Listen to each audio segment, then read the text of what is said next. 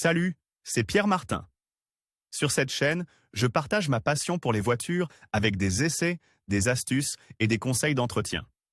Revenons donc au sujet de la vidéo.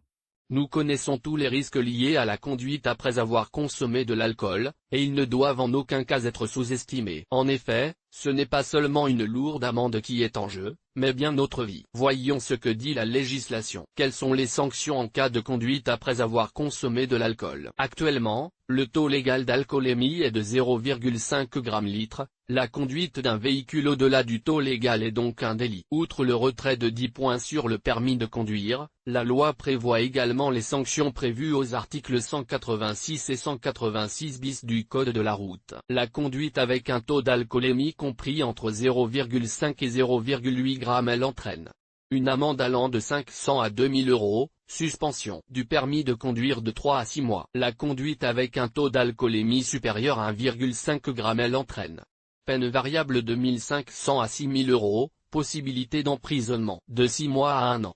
Suspension du permis de conduire pendant 1 à 2 ans. Confiscation immédiate du véhicule.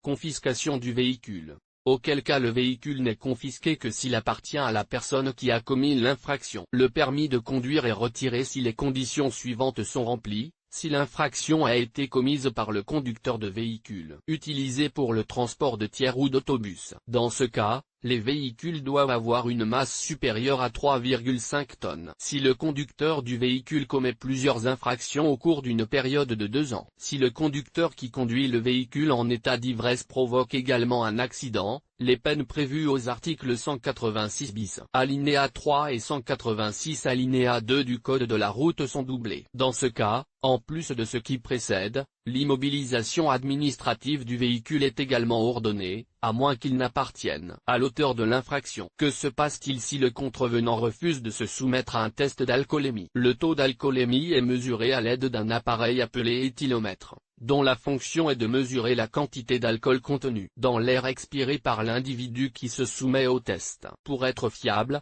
le test est répété 2 fois, les mesures étant prises à 5 minutes d'intervalle. La personne qui refuse de se soumettre à la mesure commet une infraction et risque un retrait de 10 points sur son permis de conduire, ainsi que les mêmes sanctions qu'un conducteur dont le taux d'alcoolémie est supérieur à 1,5 g/l. Nouveau conducteur. Les personnes qui conduisent en état d'ivresse et qui ont leur permis depuis moins de 3 ans s'exposent à des sanctions plus lourdes. En effet, il n'y a pas de limite d'alcool pour cette catégorie, car il existe une interdiction absolue de conduire sous l'influence de l'alcool. Si la police constate un taux d'alcoolémie inférieur à 0,5 g/l à l'issue du test d'alcoolémie, elle peut décider d'infliger une amende de 624 €. La sanction pour les conducteurs novices est d'un tiers plus élevée que pour les autres groupes d'âge. Quelles sont les limites?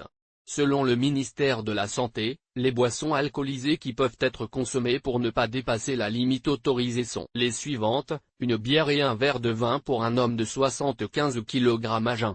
2 bières et 2 verres de vin pour un homme de 75 kg à jeun. Une bière et un demi-verre de vin pour une femme de 60 kg à jeun. 2 bières et un verre de vin pour une femme de 60 kg à l'estomac plein. Mieux vaut toujours ne pas prendre de risques et ne prendre le volant que lorsque l'on est vraiment en état de le faire. Publié dans Dit la loi.